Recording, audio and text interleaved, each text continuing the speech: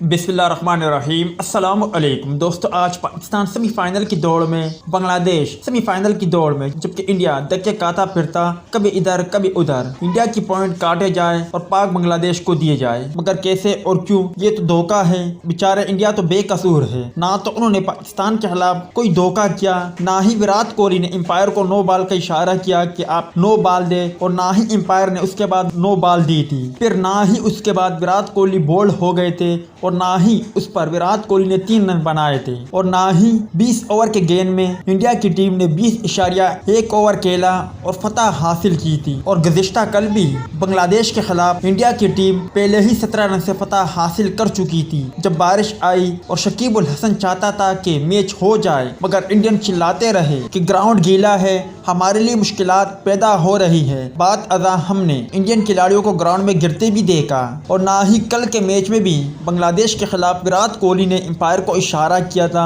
कि ये ball no ball है, और ना ही उसके बाद फिर एम्पायर ने विराट कोहली के फैसले को माना था।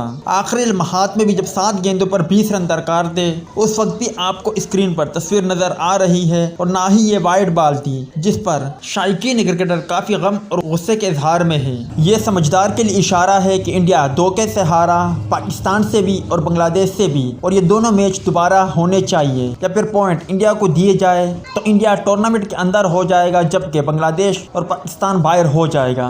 वैसे भी सोशल मीडिया सारिफीन और साथ ही साथ साबिक क्रिकेटर कह रहे हैं कि बीसीसीआई को चाहिए है कि अब एक वर्ल्ड कप भी खरीद ले। एम्पायर तो आप लोगों ने खरीद लिए है, धोखाधड़ी करके आगे निकल गए हो। अब ऐसा करो कि एक T20 वर्ल्ड कप खरीद लो और घर चले जाओ। टाइम ज़ाया करने की क्या ज़रूरत है? आप इस पर क्या कहते हो? कमेंट सेक्शन में लाजमी तौर पर बताएं।